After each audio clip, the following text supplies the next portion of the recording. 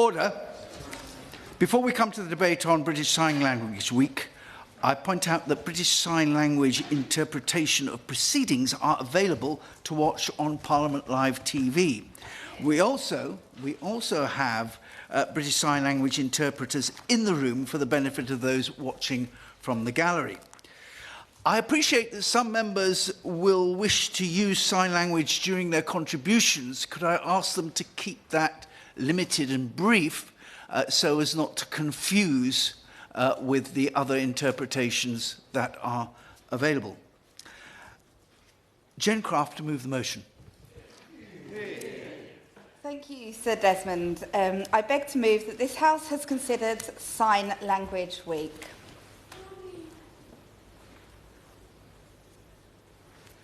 It's a great pleasure to serve under your chairship, Sir Desmond, and I want to start by thanking those who have supported today's debate. The honourable members who sponsored my application through the Backbench Business Committee, the members of the newly formed all-party parliamentary group on British Sign Language for their efforts and ideas in celebrating Sign Language Week, and the British Deaf Association for their tireless campaigning promoting the interests of the deaf community. I'm delighted that we have live British Sign Language interpretation here today, and I'm grateful for the House authorities for their support with this. This means that we are able to have members of the deaf signing community join us in the public gallery today.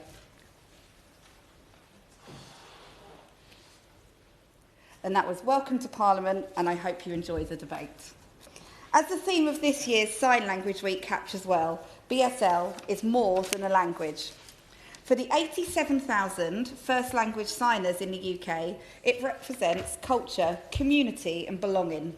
It is symbolic of a unique way of life, one that empowers deaf people to overcome the barriers they face from birth. It provides connection, not only within the deaf signing community, but also to their loved ones. Sign language creates special moments that other families might take for granted. The first time a parent tells their deaf child, "I love you," might be using sign. My daughter has Down syndrome and experiences hearing loss, so my husband and I use sign-supported English, which is a form of BSL, as part of our toolkit to communicate at home. And to any BSL first language speakers watching, I am going to attempt some BSL throughout this speech. My apologies, I am trying. So it is with a real sense of personal pride that I bring this debate today. Hear, hear. It's an opportunity to celebrate Sign Language Week and the rich culture it commemorates, while discussing how we, as MPs, can go further to improve access and inclusion of the BSL community. The progress that has been made to date is testament to the determination of deaf campaigners. But British Sign Language is not a new phenomenon. It has existed for hundreds of years, with printed accounts of a national language of the hand dating back as far as the 17th century.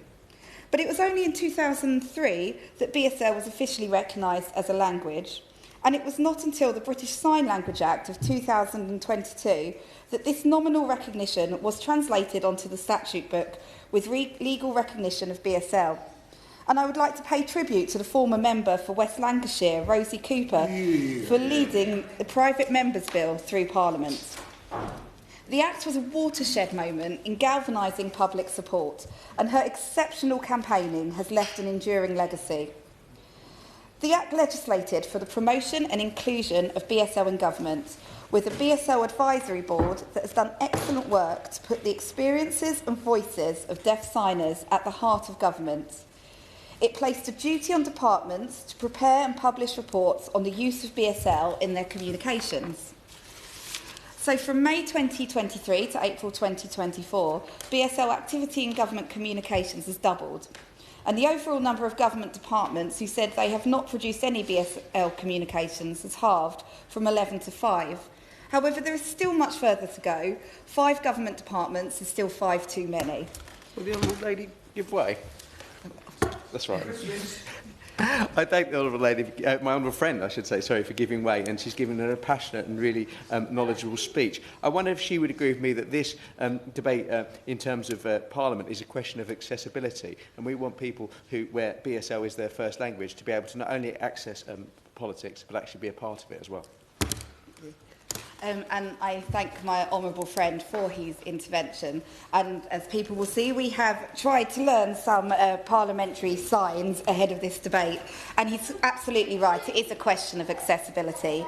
If you are a British Sign Language first language speaker, there are barriers to taking part in this House, and there absolutely should not be. This is the House of Commons of the United Kingdom. There are 87,000 first language BSL speakers, and they absolutely deserve their place here as much as hearing people.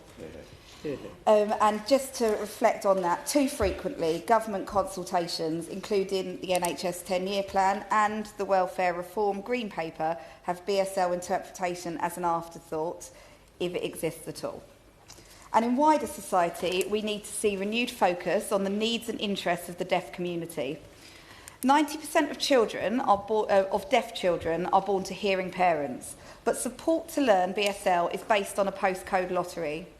Across the country, there is a patchwork of sign language services with a mix of local authority and third sector provision. And according to research by the National Deaf Children's Society, almost half of local authorities neither provide, fund, nor commission any courses in sign language to families. Will my honourable friend give way? I will happily do so. Thank you, Sir Desmond. It's a pleasure to serve under your chairship, and I congratulate my honourable friend for Thurrock on securing this debate.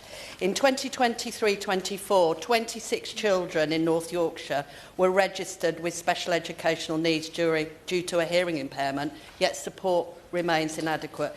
To show my support for them and for the other children here today, I will now sign my name in BSL.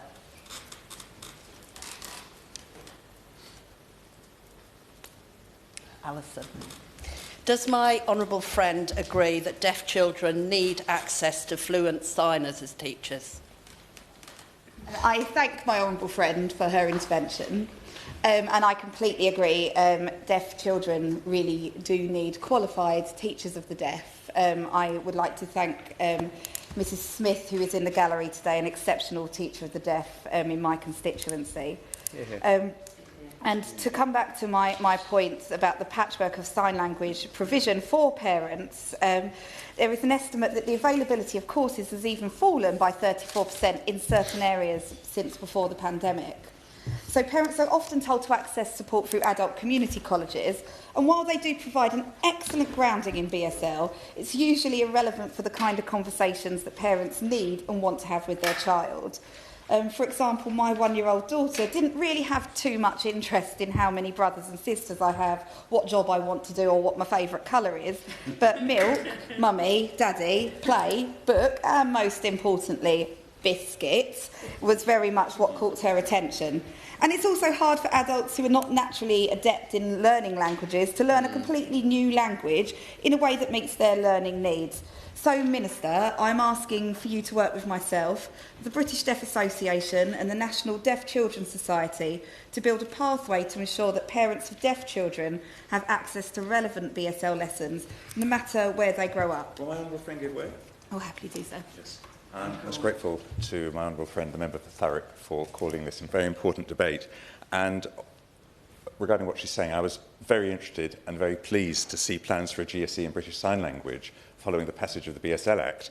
But I'm concerned that the BSL GCSE still hasn't been rolled out, even though it's an essential step to promoting BSL and increasing the awareness not only of people with BSL, but also people who aren't themselves deaf, in understanding how to use it. And one of the most enjoyable things that I was able to attend at the end of last year was an event where lots of schools, primary schools in my borough, did a Christmas concert, and they all sang in English and they signed at the same time. It was one of the most encouraging and exclusive events I've been to in a long time. So does my honourable friend agree with me that rolling out the BSL GCSE, British Sign Language GCSE, would create lots more opportunities for deaf people, including in employment, which is a matter very much on our minds at the moment, and that the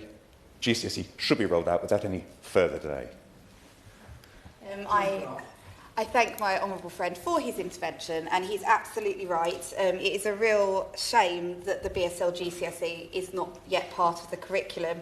I understand there are some delays around what a qualification would look like. However, BSL already has a qualification that is agreed by the deaf community and the BSL First Language community. And I would ask that the Minister takes this back to his colleagues in the Department for Education to provide an update on progress, as it's absolutely crucial that we have new BSL signers and people who are confident going forward. And my honourable friend did make a very good point about the amount of deaf people in employment. Research shows that only 37% of BSL first language speakers are in work. And that's in comparison to 77% of people who are hearing and without a separate disability. In my own constituency, there is no support for BSL first language speakers to access employment, which is a real shame. And it speaks to the experience that BSL first language speakers and deaf people in general have when they try to access services. They face ongoing challenges in daily life, accessing healthcare, accessing employment and accessing a society that often overlooks their needs. Sign Health, a fantastic organisation that advocates for the needs of deaf people in the healthcare system, shows that 67% of deaf people report no accessible method of contacting their GP. And so the long-term impacts on health and well-being is very clear, with deaf people as twice as likely to suffer mental health problems as their hearing peers. And the deaf community is being held back by a shocking lack of societal understanding of British Sign Language. And part of this is a lack of awareness that BSL is completely different to spoken English, and that even in written communications there is need for an interpretation. So as parliamentarians, we can be leaders in driving greater understanding of British Sign Language. Through Parliament and in our constituencies, we can promote the interests of the signing community. Today's debate is an important signal of our recognition of the needs of BSL first language speakers. It's the first time ever that live translation is being both provided in the chamber and broadcast from the studio for Parliament TV.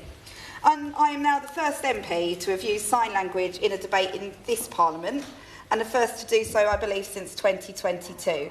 But next year, I hope to be hosting this debate in the Commons chamber, and having live interpreters on the floor of the House would be unprecedented.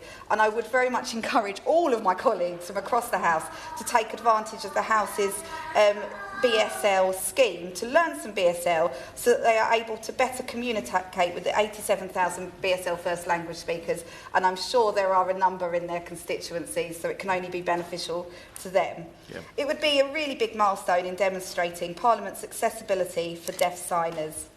And I also hope that in Sign Language Week next year, we can reflect on the progress that has been made in the intervening months.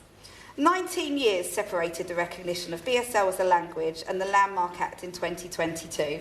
And we can't wait another 19 years for the next significant step forward. Alongside the British Deaf Association and members of the All-Party Parliamentary Group, I'm calling on the Government today to go further in promoting BSL. Ministers need to support the expansion of access to sign language classes. Through national funding, the Government can deliver a universal service of BSL support to the families of deaf children. A national programme of early years intervention that could give every child the opportunity to benefit from BSL. And this is about choice. For some parents, the choice to learn BSL may not be the right one, but it's making sure that parents have that choice to make. And it's about giving children, deaf children, the choice to choose their method of communication and the way that works best for them, and I will give way. I'm very sorry my British Sign Language is incredibly rusty, having learned it 30 years ago and not practised diligently.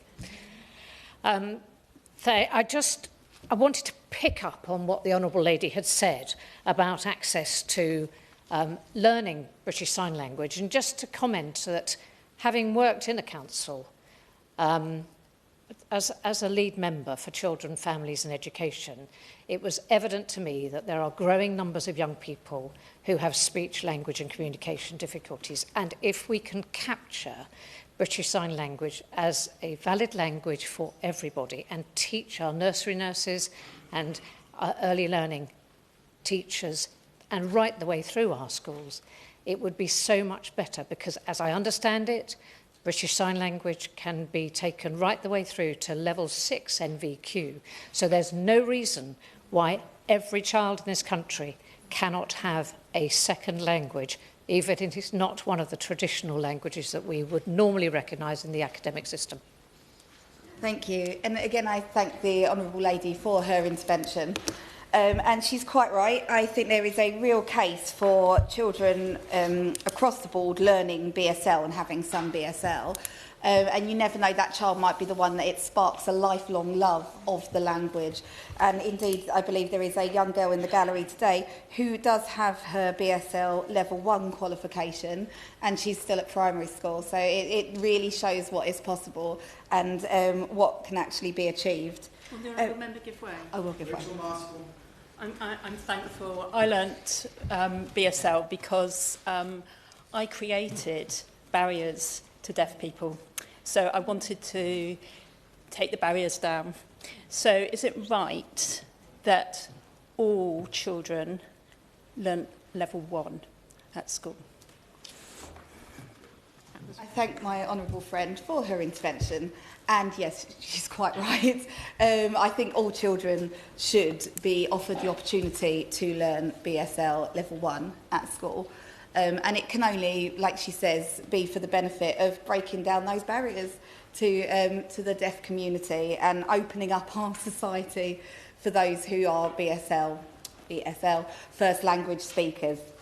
And I will just conclude, because I know there are other members wanting to get in, and I want to offer everyone the opportunity to practice their BSL if they have learnt some, and I very much hope you have. So broadly, the government must embody the maxim, nothing about us without us, as it continues to improve accessibility for the deaf community. Deaf signers should lead the design, delivery and evaluation of BSL in government and across public services. And we need to see a commitment to truly embed deaf voices in public service delivery and policy making. Sign Language Week does not represent a very small minority issue. BSL is the 4th most widely used language in the UK. It is relied upon by thousands of families, including my own. And learning BSL opens up access to an enriching community for deaf people to be a part of. It provides a special bond and a shared sense of identity in a society that has historically refused to recognise deaf culture and need. And we owe it to members of the deaf community and the campaigners that have come before us to continue to put BSL on the government's agenda. We have the legal framework in place to effect real change, and we now need to turn that into a positive reality. The question is that this House has considered British Sign Language Week. I suggest 5 minutes to start with. Matt Vickers. Thank you, Chair. I haven't learnt any BSL to any competent level, but promise I'll endeavour to do so before next year's debate. I'd like to congratulate the member for Thurrock on bringing this very important debate today. I'd like to take this moment to celebrate the incredible contributions of the deaf community and BSL users across the United Kingdom. BSL is not just a language, it's a vital means of communication that connects people to their families, their communities and essential services. I was recently invited to visit Me Sign by Stephen Francis, a deaf person, a teacher of BSL and an incredible advocate for his community. And I also got to meet Michelle Teasdale, who was born to deaf parents and founded Me Sign, which brings together the deaf community. The pair and their amazing team at Me Sign hold events which allow deaf people from across Thornaby and further afield to come together. This amazing organisation tackles isolation and allows deaf people to share the challenges and difficulties they might be facing. They help me to understand that for deaf people, written English is in no way a direct equivalent to BSL. The barriers and challenges created by deafness mean that reading written English, particularly when jargon-riddled or technical, can be difficult for many. BSL is their first language. It's vital that public services make themselves accessible to all. All too often we see investment in translators for those speaking foreign languages, but access to translation for BSL is a postcode lottery. It's not acceptable and more must be done. Steve and Michelle told me about the fact that my local authority contact centres, many GPs, many local employment services fail to offer BSL interpretation and are not as accessible as others. And the reality is technology means it's as simple as having an iPad and access to a translation service. People wanting to sort out everyday issues like council tax bills, understand changes to bin collections, are left isolated and frustrated. They lose their independence and have to rely on family members and friends to help them. The worst and most heartbreaking example they shared with me is when deaf people make use of health services and have to rely on family members to interpret what they're being told. Imagine a person having to interpret to their deaf parents about a diagnosis for something like cancer. It's completely unacceptable. It can't go on. Huge progress has been made, but we need to go a lot further. We need to ensure all public services are accessible, all offer BSL interpretation.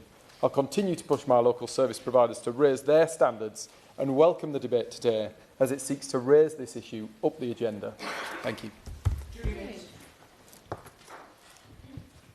Thank you, Sir Desmond. It is a pleasure to serve under your chairship, and may I congratulate my honourable friend, the member for Thurrock, on bringing this important debate. Might I also attempt to say good afternoon to the members of the public and members of the deaf community who have joined us here today. There are over 150,000 people in the UK for whom BSL is their first or preferred language. That's 150,000 people who cannot routinely follow debates in this hall.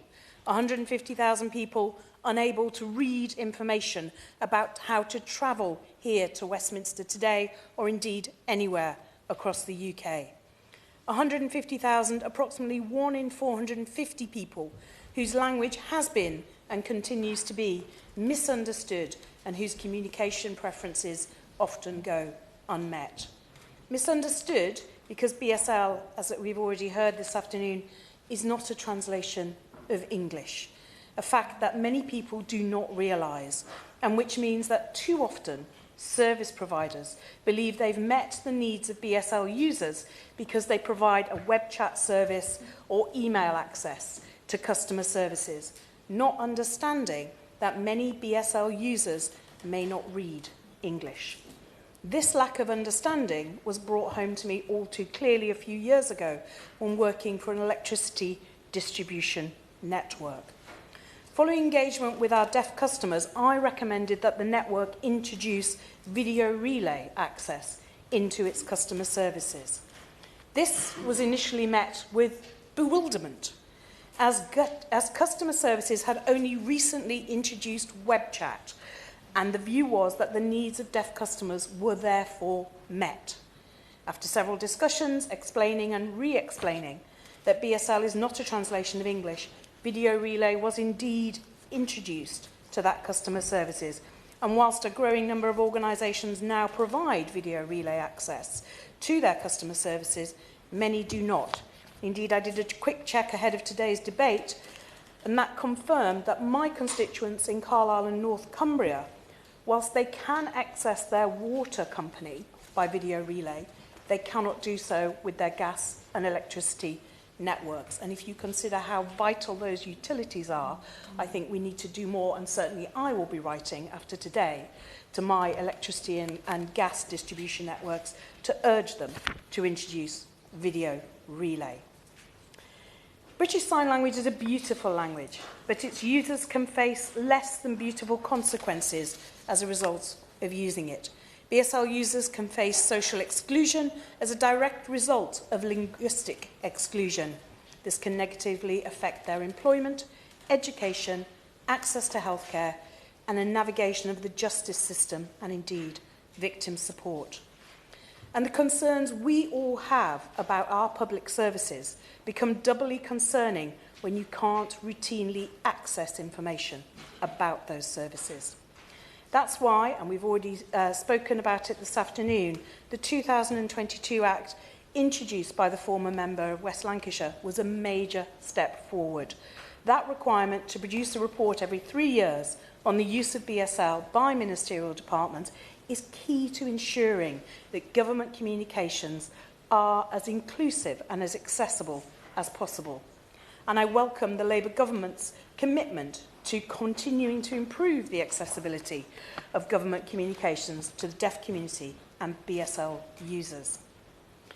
In conclusion, I want to share with my colleagues that earlier this week, myself and my honourable friend, the member for Scarborough and Whitby, took place in an introductory BSL training session specifically for MPs. And it's something I would urge all colleagues to look out for if it's offered again. Would my honourable friend give way? I will. I thank my honourable friend for giving way, and I would like to agree with her that the big takeaway for me from the training session which was provided here was that the language is a visual language, and therefore we are excluding many of our constituents without realising. Would she agree with me? I would absolutely agree with my honourable friend, and indeed I think all of us in this House have some way to go in terms of improving access to BSL users. It's just over a year since the House introduced British Sign Language coverage for questions and statements. That was clearly welcome, but it does mean that on any given day in the main chamber, over 50% of that chamber business remains unsigned. I therefore hope that today's debate prompts a further improvement on the signing of the business of this place. Moon. Thank you, Sir Desmond, and that's about as far as my signing goes, apart from one or two rude words that are not appropriate for this chamber. It's an honour to serve under your chairship once again, and I'd like to thank my right honourable friend from Thurrock for securing this debate and for her continued advocacy as part of the British Sign Language APPG. I must declare my own interest as an officer of the APPG as well.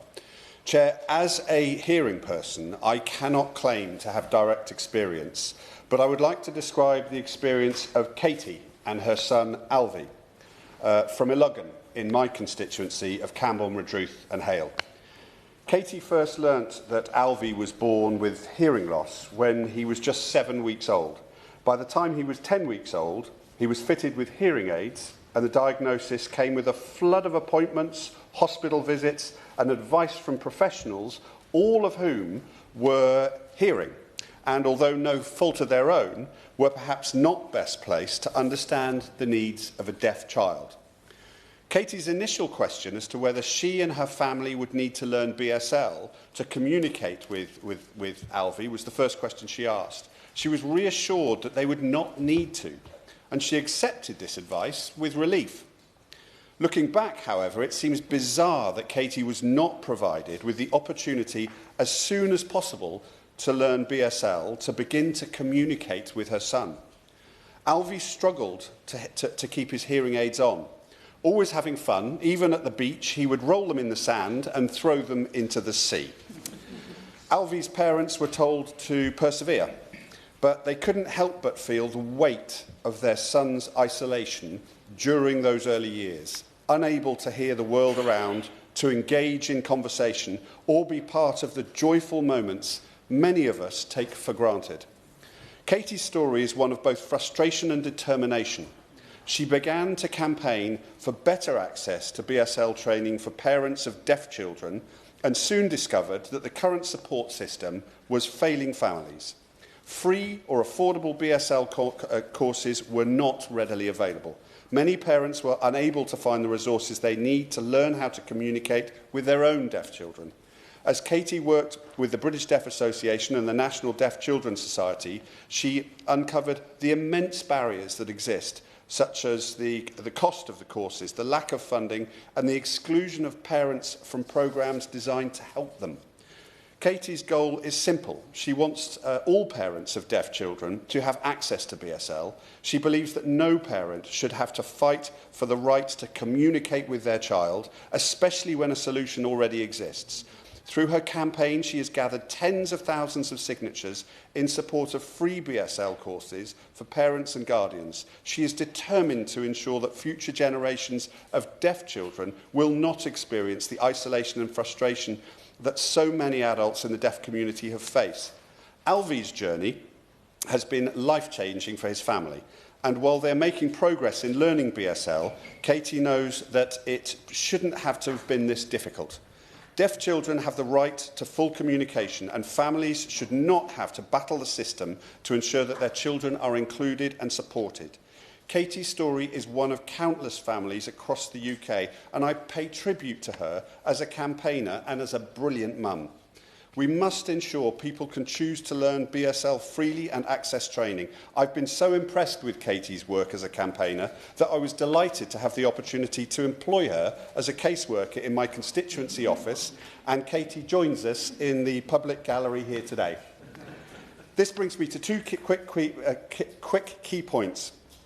Firstly, it's a tragedy that often parents of deaf children in the UK are advised to choose between BSL and spoken language. I'm pleased that the government is committed to offering a BSL GCSE with the capacity to teach not only signing itself, but the history of the language. This is a fascinating opportunity to make teaching and learning BSL more mainstream. However, I do worry that early access to sign language is still not readily available, which means that the richness of the language itself is lost to many people who do not have the chance to access BSL early on. My second concern is over funding. The government has inherited a situation where funding for BSL courses is taken from the adult education budget, now the Adult Skills Fund. This fund is aimed towards people who want to learn vocational courses who are usually unemployed. This makes it inherently difficult for parents of deaf children who want to learn, but who are working. What's more, a postcode lottery exists where many parents, including Katie, simply do not live near an institution with the provision for BSL courses. It's also very difficult for working parents to qualify for funding for BSL courses as a means of communicating with their child. In conclusion, it's essential that we recognise BSL as not just a language, but a fundamental tool for communication, inclusion and connectivity for the deaf community. We must ensure that all families, particularly those with deaf children, have equal access to BSL courses, regardless of their location or financial situation. The government must act swiftly to eliminate the barriers that prevent parents from learning BSL and communicating fully with their children. Let us ensure that future generations of deaf children are supported in their journey towards full inclusion and engagement, and that no family is left to fight a system that should be supporting them. It is a pleasure to serve under your chairship, Mr. Desmond, and thank you to my honourable friend, my honourable best friend, the member for Thurrock, for securing this hugely important debate. Sorry, everybody else. And I also want to pay tribute to my honourable friend, the member for Lewisham North, who in April 2021 was the first Member of Parliament to use British Sign Language in a PMQ, bringing to the attention to the then Prime Minister the fact that there were no BSL interpreters at the then Prime Minister's press briefings. I came to this debate not speaking any BSL other than to say thank you and my honourable friend give way, which I learnt yesterday. And I have to be honest, I'm having tried learning French in the past, I'm not very good at languages, so I appreciate my honourable friend's comments about those that have difficulty in learning languages. I'm sure some would say my English isn't great either. But I have to say the contributions I've heard so far from honourable members from across the House have actually really moved me and made me think a lot about my own practice. And I think when I go back to Harlow and my constituency team tomorrow, I will be having conversations with them about how we ensure that our MP surgeries, any engagement that I do with members of the public in Harlow is compatible with BSL. Because what we don't want, what I don't want, and I'm sure no members from across the House want, is residents in our constituencies to feel that they can't have access to their MP in what is, frankly, their first language. For me, I want to talk about accessibility, and I declare an interest because I am a member of the Modernisation Committee. I think it's really important that everyone, no matter their situation, has the opportunity to achieve. And I've been impressed, actually, with how accessible, in many ways, this House is. Last week, I had members of Raised Roof, an inclusive theatre company that I'm a trustee of, visit Parliament. And Simon, who I've mentioned before in this place, who does rely often on physical communication and also is wheelchair bound, was able to get a tour of Parliament, which he enjoyed a great deal. The only slight problem came when we went to St Stephen's Hall. But clearly there is more we can do. because actually we don't just want to make Parliament accessible, we want to make politics accessible, not just so that people who have BSL as a first language can access politics, but they can participate in politics, and in fact perhaps even themselves be an MP. As my honourable friend from Thurrock said, there are 87,000 people who use BSL as a first language. So I want to ask the Minister, how can we better ensure they can participate in politics and be an active part in it? And it wouldn't be a Westminster Hall debate that I'm taking part in where if I didn't mention young carers, and I want to pay tribute to the number of young people who actually have to learn BSL to communicate with the parent or loved one themselves. And I think the points made around the importance of ensuring that BSL is part of the curriculum and that it isn't a postcode lottery is really, really important, particularly to young carers. We've spoken about the difficulties that parents have being able to access BSL to communicate with their children, but actually that sometimes works both ways, doesn't it? Of course, I do recognise that life exists outside this place, and I want to briefly touch upon education, one of my other favourite topics. The DfE haven't yet made BSL part of the curriculum, but will offer schools the option to study a GCSE for BSL. We know, as my honourable friend mentioned earlier, that a GCSE for BSL was expected in September 2025. So can I ask the Minister how this is progressing? Would be really useful. And I also mentioned there is currently no national programme for early years BSL, which I think other members have covered. In conclusion, Mr. Chair, let us as politicians work with organisations like the BDA and the RNID to make not only this place but also society an inclusive place for everyone, including those people for whom British Sign Language is their first language. We shouldn't have a postcode lottery. Thank you. Jim Shannon. Thank you, Mr. Chairman. I'm over this side, and you're looking that way. I can just say, first of all, Mr. Chairman, it's a real pleasure to serve under your chairship. And also, can I commend the Honourable Lady for Thurrock for setting the scene so well. She spoke excellently yesterday in the Down syndrome debate, and today she's done a tour de force. Absolutely. I wonder if you could just talk a little bit slower, because the interpreters might be struggling a little bit. I hope my honourable the honourable member can try and talk a little bit slower. Mr. Chairman, I was going to be one of my introductory comments. By the way, the honourable member for Vauxhall, Kate Hoey, as she was, said that whenever Jim Shannon speaks, he gets more words to the minute than any other MP. So you're absolutely right. The honourable member for Camborne and Redruth to tell me to slow it down. I'll do my best. I hope I can even slow it a wee bit if that's possible. But yes, the honourable lady today has done a tour de force. I think it's very clearly to all of us here that her heart shines brightly, and we thank her for telling her story in this today.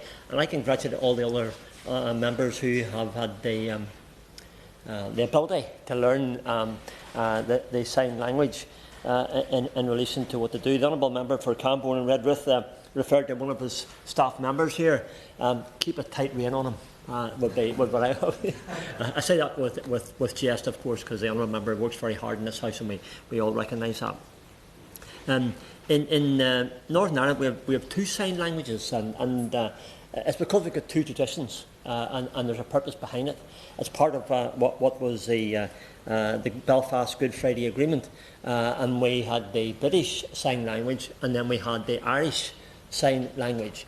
And it was done for a purpose, because we have two different traditions who have the same difficulties, when it comes to sign language. And those who want to have the British Sign Language can have that, and those who want the Irish Sign Language can have that as well.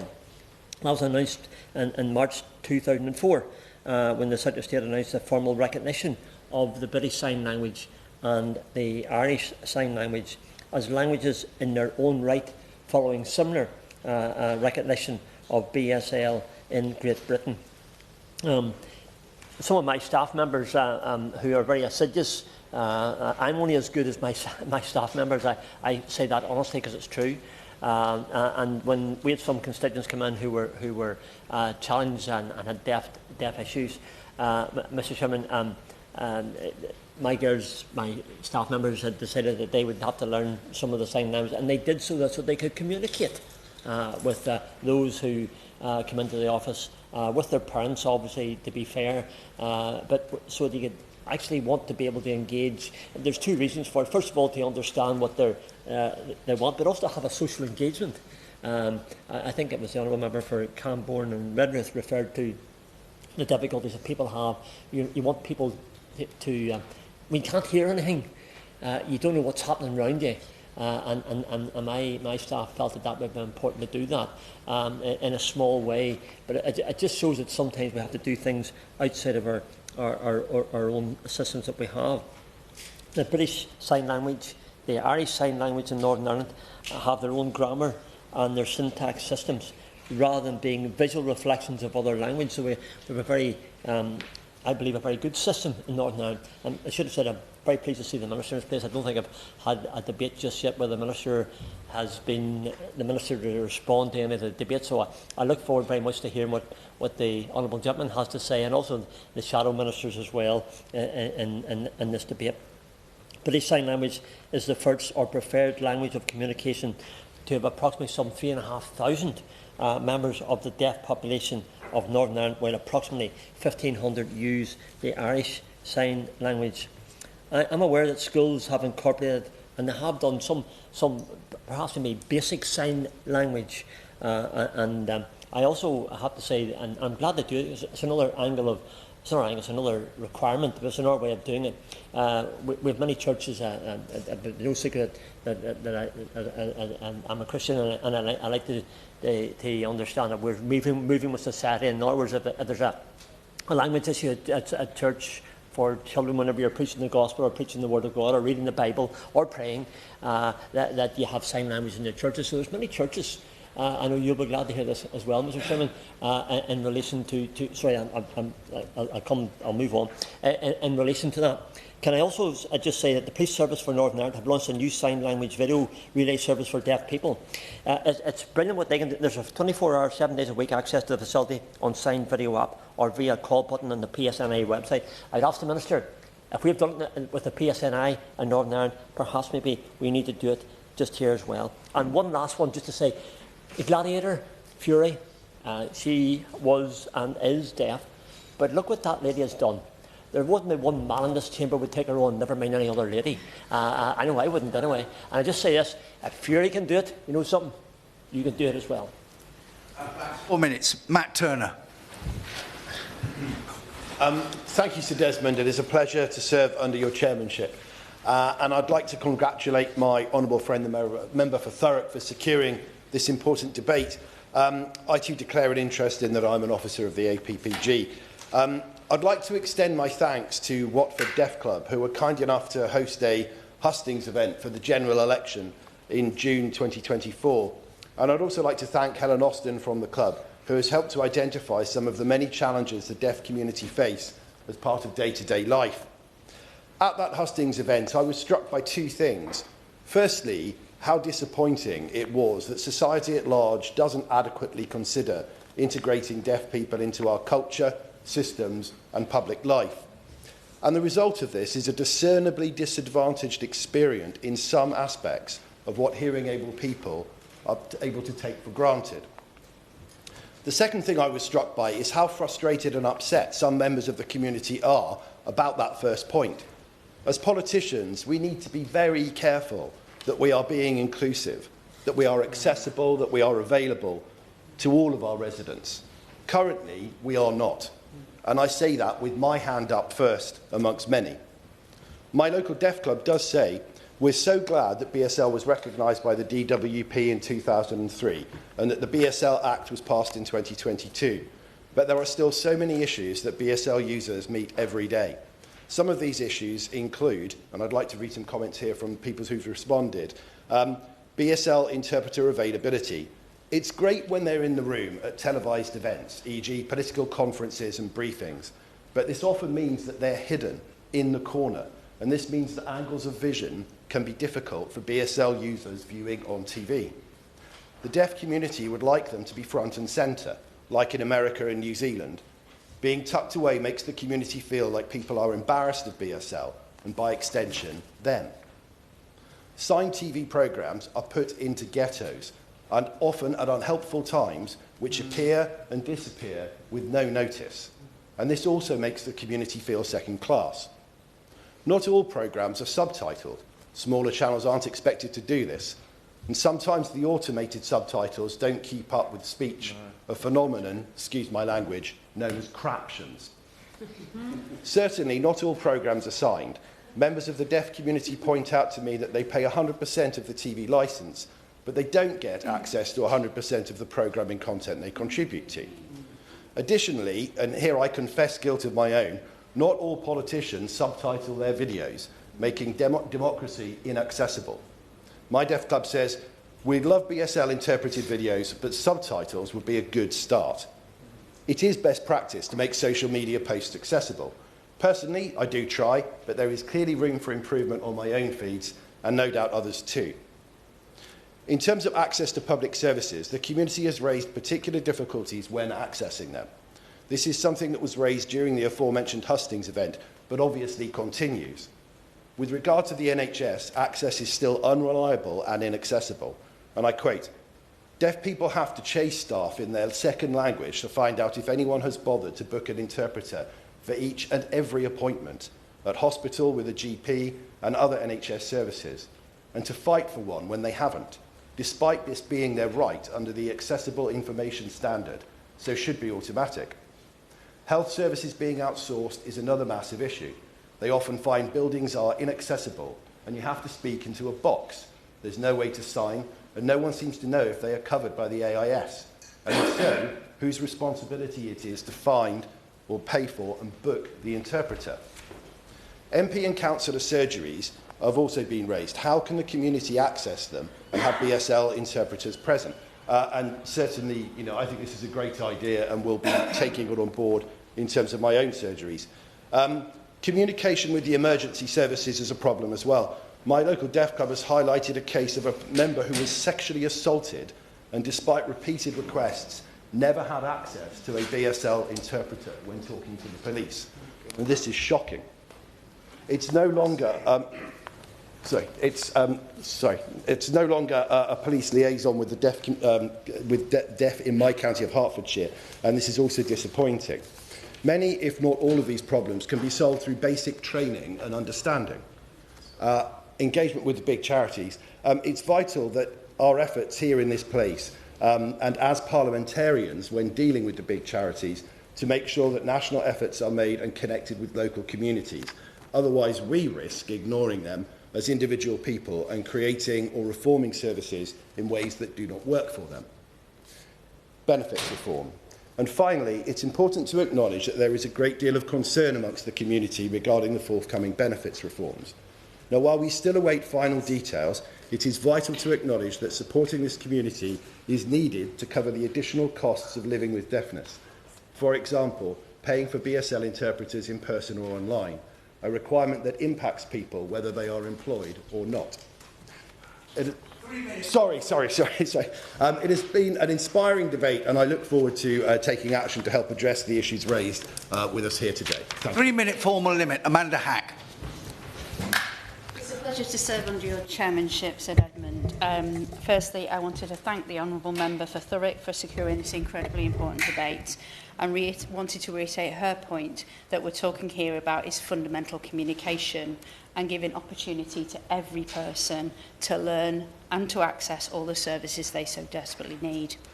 Communication between children and their parents, their families, their friends, their teacher and the wider community. Communication that will stop deaf children and adults from feeling isolated in society. Currently, there's no national programme of early years British Sign Language provision for deaf children in the UK. Parents, instead, are being told their deaf children don't necessarily need to learn BSL. But when you're able to teach children to sign, you can open up communication and remove barriers for them. And I genuinely think one of the most beautiful things that I saw was my niece, who was only 7 at the time, sing Little Donkey, and she signed along the way. This was to ensure that the deaf child in her class was not isolated during that song. Ensuring all children that communicate with each other is just as important. For socialising is a barrier for deaf children, but actually non-deaf children want to engage with those children, and actually communicating together is very important. But as the British Deaf Association is warning us, this is having serious life consequences for deaf children, because language is emotional and their cognitive development, as well as their overall general well-being.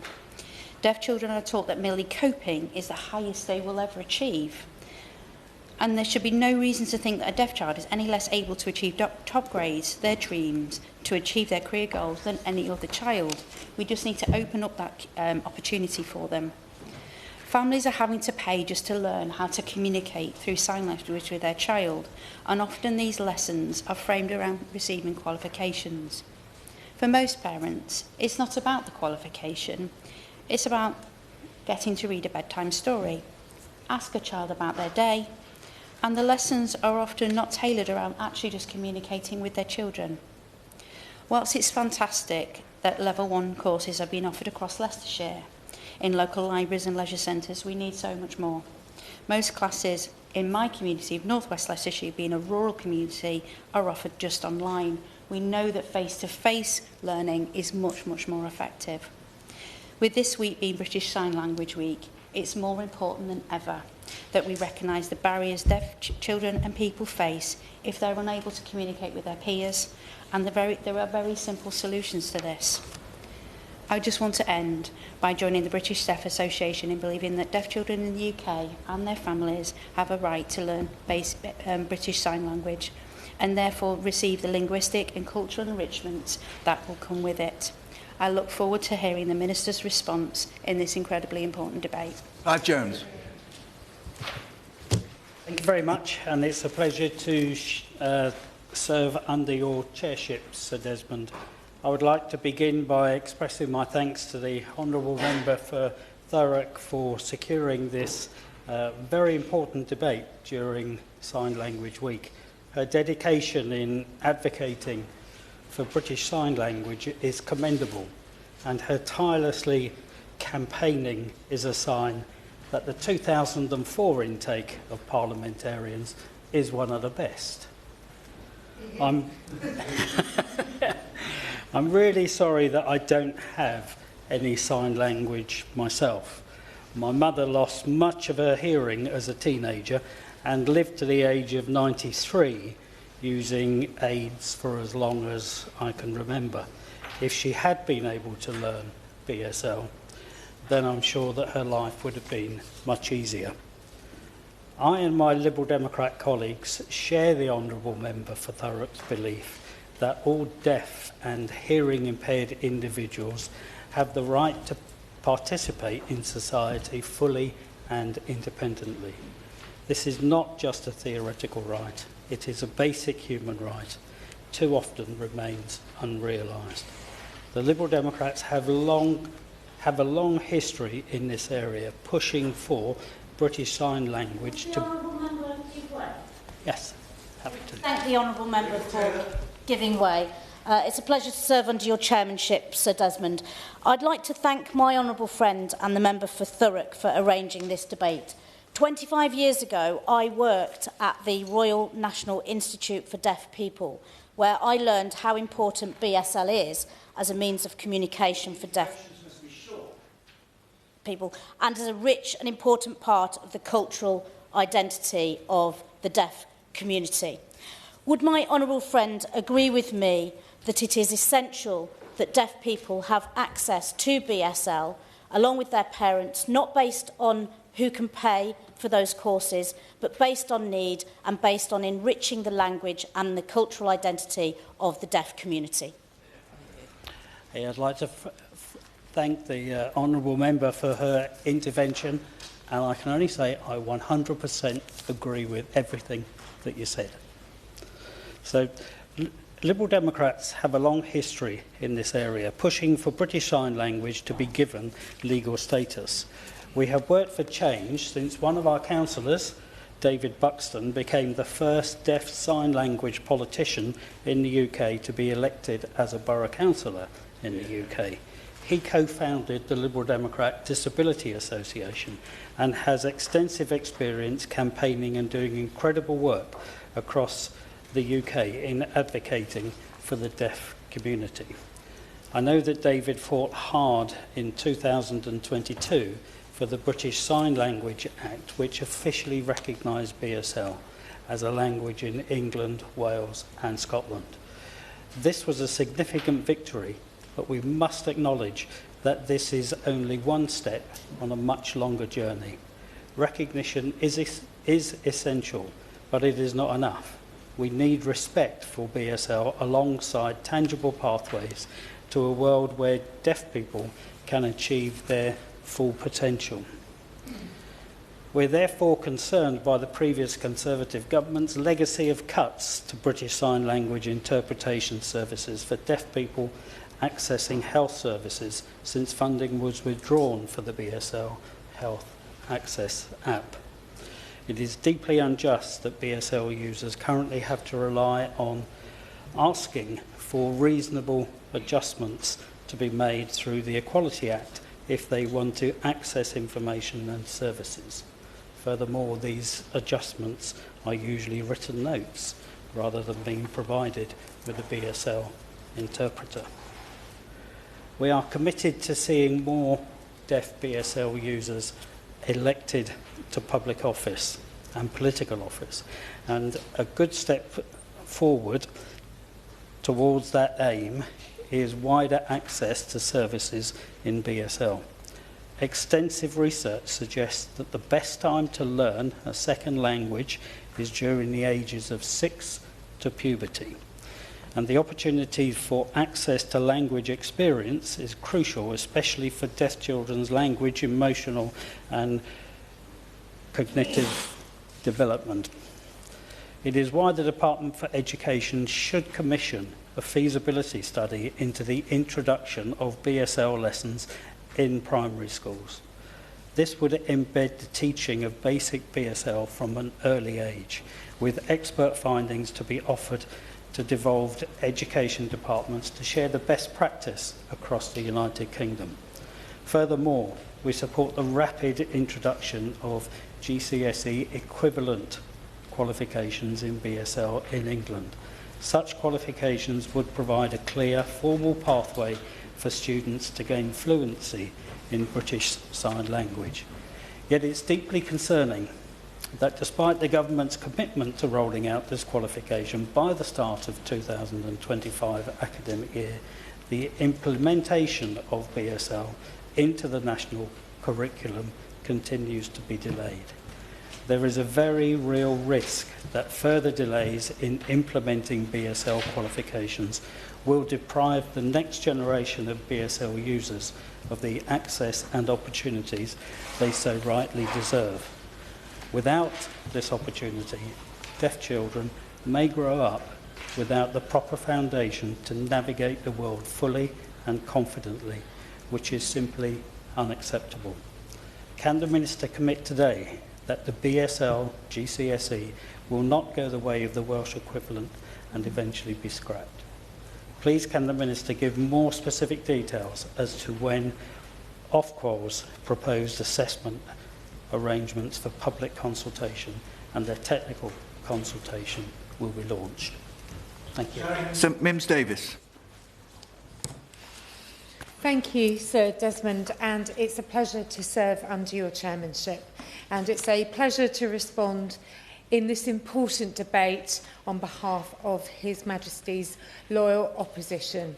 I'd like to thank the Honourable Lady for Thurrock for securing this incredibly important and timely debate during British Sign Language Week. And it was great to hear that the all-party group has been reformed and to hear of her own personal pride at this and bringing this debate to the House. And it's wonderful to see signing in the chamber here today. We've had some important, thoughtful and very hard practiced contributions by members in the chamber this afternoon. And often these general debates bring a new and important perspective in the very best traditions of this House, and we've seen that once again this afternoon. I would like to say that Claire from my team is a signer, and I really value her contribution and her commitment across my constituency in East Grinstead, Uckfield and the villages, and she works to make sure that I connect with local young people and users of BSL, and she has taught me a little bit, which I must say I've failed miserably to keep up with. But Robin taught me, and I'm very proudly wearing my badge from my time working with Robin when I was in the DWP. I'm not sure the Minister opposite will have much time, like I wished I had more time to learn more BSL, but I do wish him well on that, and my time with Robin was very much worth it. As a former minister in the DWP, I was pleased to work on the efforts to improve BSL across government.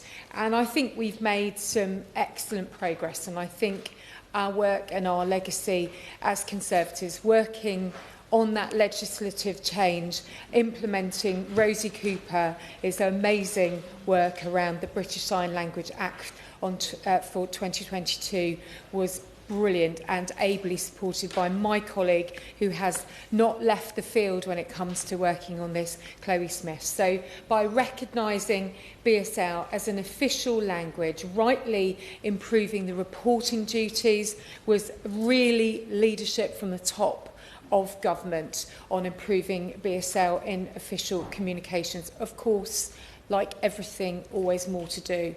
But the first report required under the Act was published in July 2023. And although the Act requires a report to be published triennially, we wanted to go further, rightly to embed that sea change that we've talked about this afternoon into government communications, and committed to report annually in those first 5 years. And I'm sure, and I think hopefully the Minister opposite will reassure the House that his government will match our commitment and hopefully follow suit. And I saw it in my time at DWP to see BSL and accessibility for all as the heart of our engagements, and no campaigner, and I'm sure the Minister opposite would let anybody, they would not leave his or my office without reminding us rightly not to forget it. And of course the BSL Advisory Board we are rightly proud of as well. Of course. Thank you very much for giving way. And in a rare moment of cross-party agreement, I would say that I think the work that was done on the implementation of the 22 Act was very welcome. Also, I think worth noting is the Media Act from last year, which extended the quota requirement on BSL for programming to on-demand services. That quota is only 5%, and I wondered if the member might wish to comment as to whether or not that's sufficiently ambitious, a quota of 5% for BSL signage. Well, as I think we've heard in the Chamber today, visibility of BSL availability for users, both through captions or indeed on TV or indeed signing in person, is frankly too little. And I think it would be hard for any of us, like the Honourable Member for Watford has spelled out today, to say that's enough. So I think we should rightly challenge ourselves on this.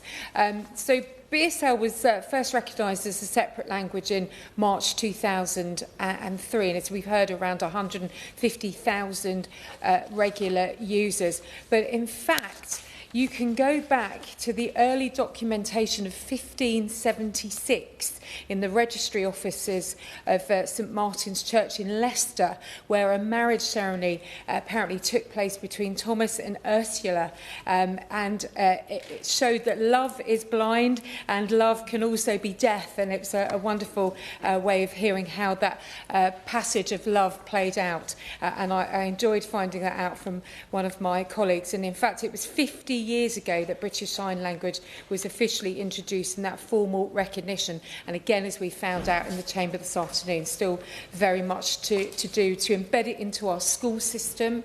It is wonderful to have had younger BSL users in the Chamber today, and to note the need, as many honourable members have said today in the Chamber, for the need for loved ones and carers to get the right advice as adults caring for little ones about when deafness touches the lives of family, and then how we can embed it as a route of a rounded accessibility. And I was struck by my honourable friend from Stockport West talking about the means of communication, the Me Sign team in tackling isolation, and the reality of experiencing BSL being wanted in woeful and more wanted in government services, the loss of independence, particularly through NHS and health services, if that is not there.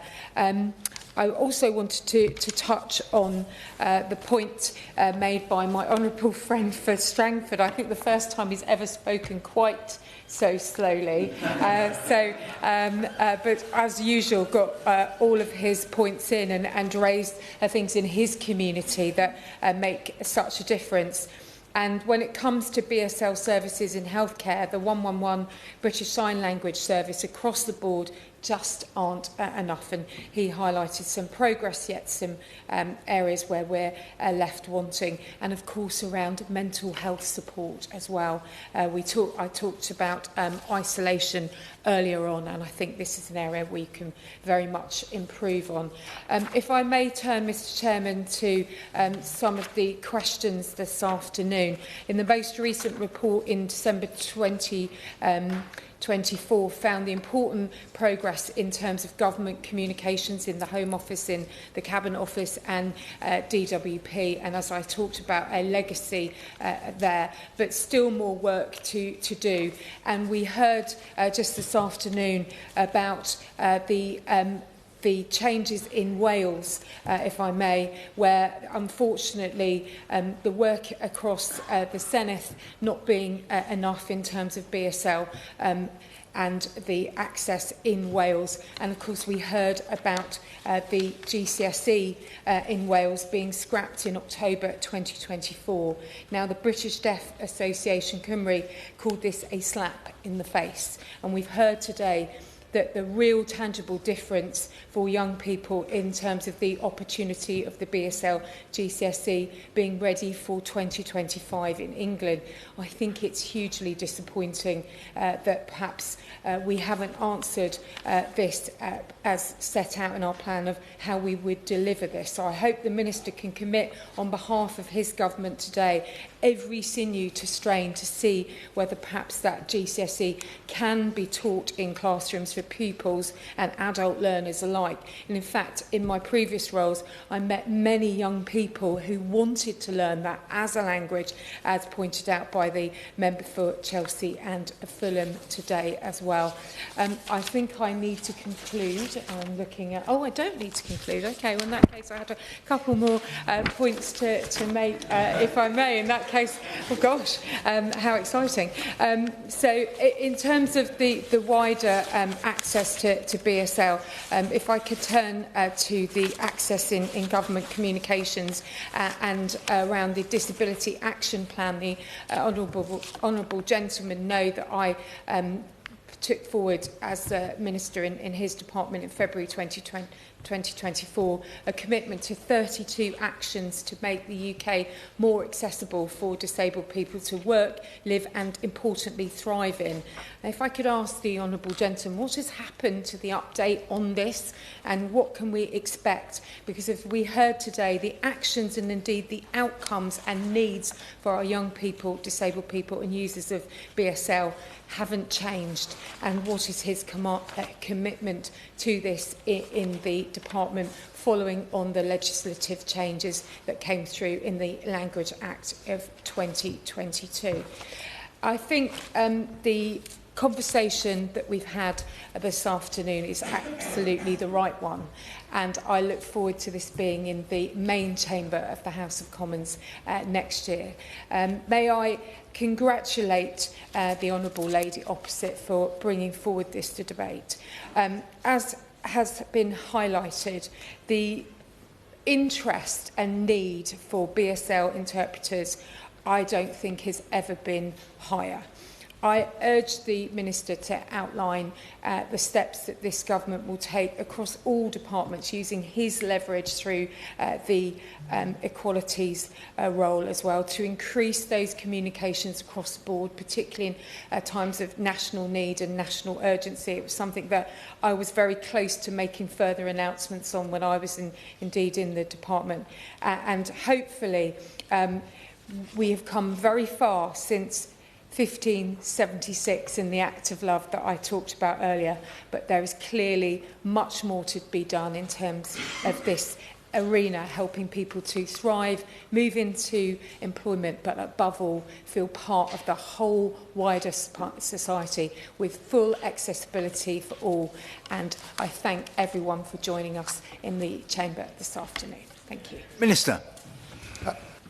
Thank you, Sir Desmond. I'm delighted also to be serving under your chairmanship. We've had a wide-ranging and thoughtful debate, and I also want to warmly congratulate my honourable friend on securing it during British Sign Language Week and on the initiative in establishing the all-party parliamentary group as well. I think it's not very well known, Sir Desmond, that the Deputy Prime Minister is BSL qualified to level 2, and she has this morning posted on social media a signing message in support of British Sign Language Week, and she sets out in the message the government's commitment and her own commitment to championing BSL and to tackling the barriers that face people in Britain with hearing impairments.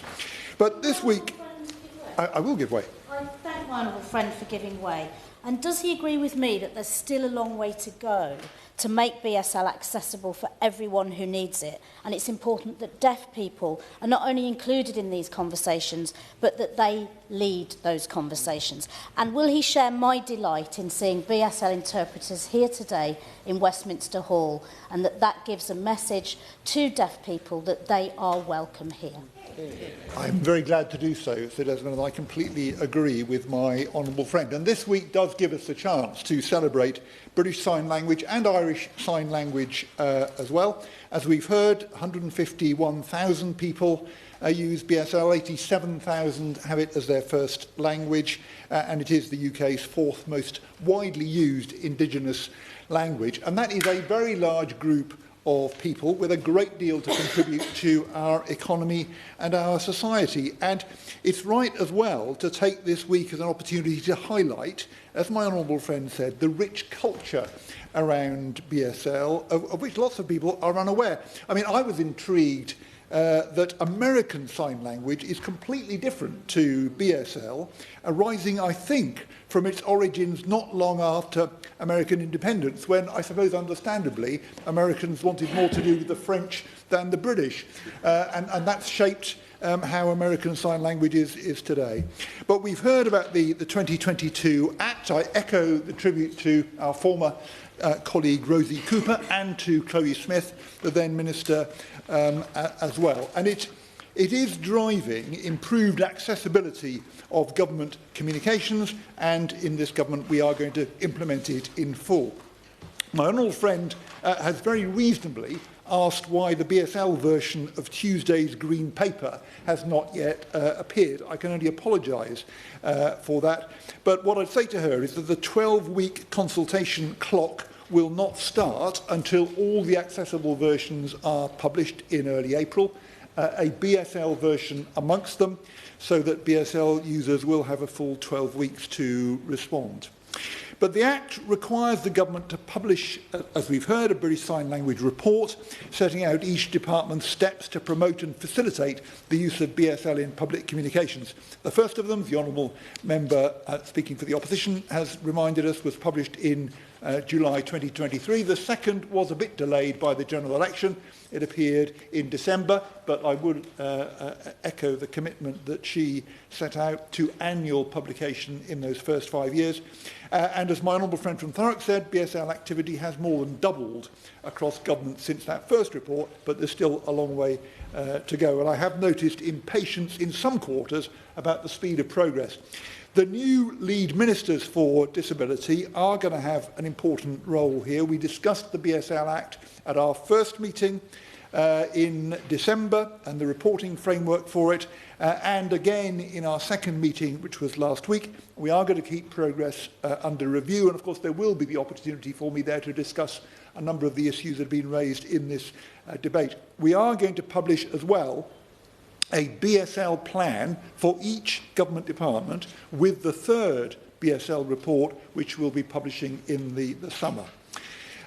In line with the commitment in our election manifesto, I work closely with disabled people and representative organisations to put their views and voices at the heart of all we do. And I have, since July, met a wide range of deaf people's organisations, along with other disability organisations too. We've heard about the independent BSL Advisory Board set up in the wake of the Act. It's co-chaired by Craig Crowley, Chief Executive of Action Deafness, who I think has done a fantastic job. It's got 15 members, mainly BSL users, all with lived and or professional experience of the barriers facing deaf people. And I've been very impressed with the board's work. And it's drawn on the experience of its members and on their knowledge of those barriers to develop priorities, to focus and a focus for its work, including setting up subgroups on specific issues. And the health and social care subgroup, for example, is compiling recommendations based on deaf people's experiences in the health service, and we've heard about a number of those in this debate. I've also spoken to Sign Health. They've made the point to me that BSL users often struggle even to make a GP appointment and to communicate basic health information with the NHS. And the report of that subgroup with its recommendations will appear later on this year. Over the last year, the board has also discussed deaf access to sport with the Department for Culture, Media and Sport. It presented at the British Deaf Association conference in Manchester on the conference theme, BSL in the Early Years. And I'm very grateful to the board co-chairs and other members for their commitment to improving the lives of deaf people and to collaborating in order to do so. I attended the Education Summit the BSL Advisory Board organised at the Frank Barnes School for Deaf Children at King's Cross last year. There were very powerful contributions there from senior leaders on the barriers that deaf children and their families are facing in education. That school is really interesting. It's got a bilingual model of education. It shares a playground with a hearing school, encouraging interaction between deaf and hearing children, contributing to the inclusion of everybody. We want to enhance the status of BSL, and I agree with the points that have been made in this debate that the GCSE will benefit BSL users generally, as well as those individual students who take it. I can be reassuring that... yes, I will give way. My right honourable friend for giving way. My constituent, Sarah, has been unable to afford a British Sign Language course for her son, with courses costing up to £400. So I welcome the prospect of a GCSE in BSL, but that support is often unavailable currently where skills funding is not devolved. So can the Minister outline what steps he's taking to ensure that families in not yet devolved areas like Cornwall are able to affordably access BSL courses too?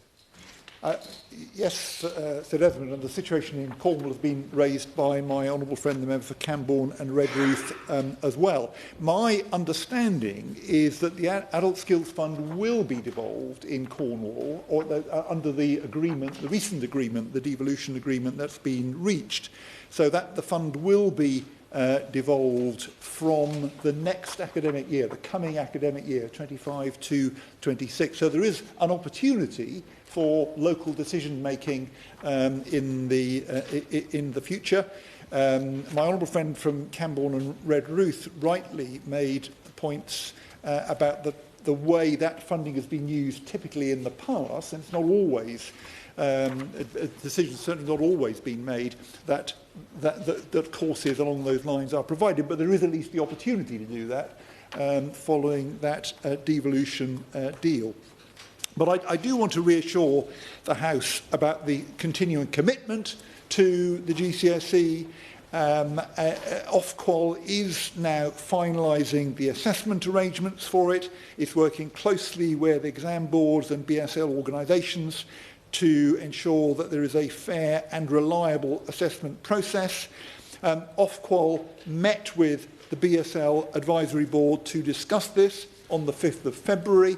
I think the Advisory Board was generally reassured about the progress that's being made and the commitment to deliver, and I am advised that the technical consultation the honourable gentleman speaking for the Liberal Democrats asked about will be launched in the next few weeks. So yes, I will give way.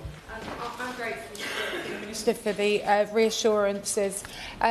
The message has been from the Chamber this afternoon about a postcode lottery and different experiences for different families and parts of the country, and I'm grateful the Minister is seeking to reassure and work with Craig and others.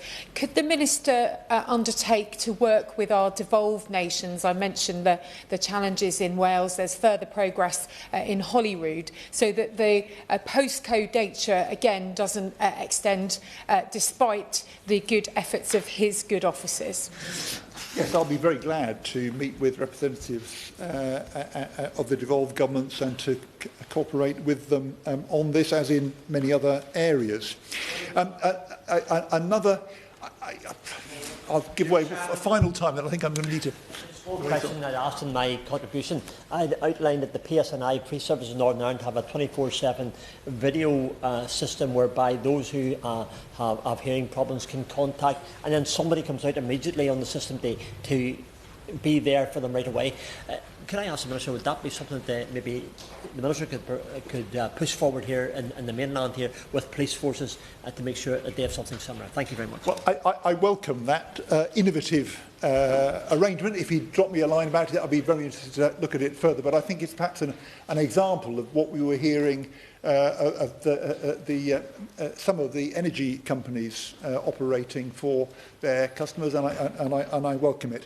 But another main focus for the Advisory Board this year is the use of AI to reduce barriers. How long will it be before we have a handheld device which will be able to interpret BSL both ways? What might be the pitfalls of that happening? Yesterday I chaired a very interesting round table at Tartar in Bishopsgate, attended by the co-chairs and members of the BSL Advisory Board, representatives of the British Deaf Association, the RNID, Professor Richard Bowden from the University of Surrey, Professor Kiersey Cormier, Professor of Sign Linguistics at University College London, at which Dr. Charudatta Jadavis, the principal scientist and head of the Accessibility Centre of Excellence at Tata in India, told us that Tata, while focusing initially on Indian and American Sign Languages, expects to have a BSL interpretation product within 5 years.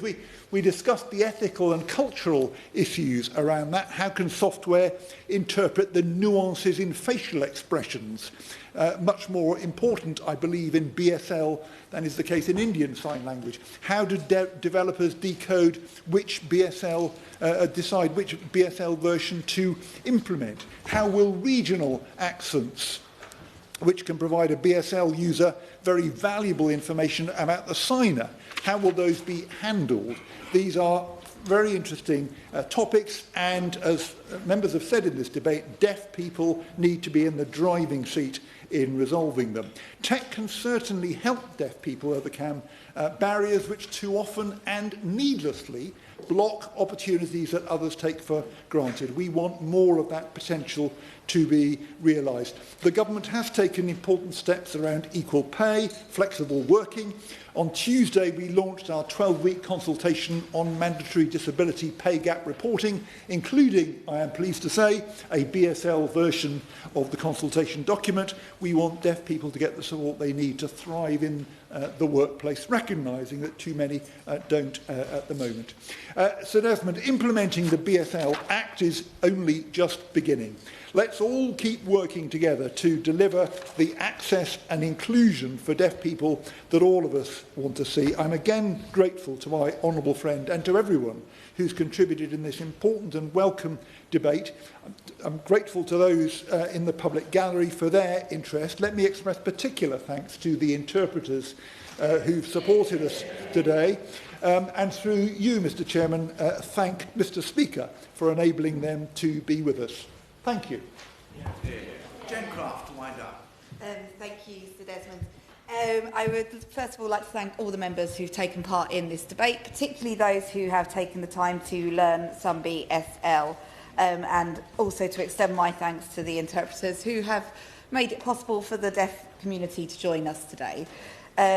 Just a few reflections on things that were raised. I think there is certainly a learning point for all members across the House to consider how we best communicate with our constituents with hearing loss and who are deaf, and how we can make sure that we are fully accessible.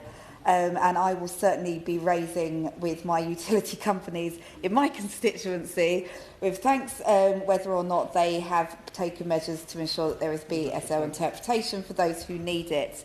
My thanks to the Minister. I am reassured by his and the Government's continuing commitment to the BSL GCSE. I would just like to reiterate my plea for a meeting to discuss that early years support for parents and universal BSL language support for parents who have a deaf child, because that is something that is sorely lacking right now. And just to look forward to next year when hopefully we will be able to have this debate in the chamber. And we will have interpreters with us, and I would encourage all members to show their support for this, to join us on the APPG and to take away from this debate how we can actually make sure that not just Parliament but politics is accessible for all. Hear, hear. Hear.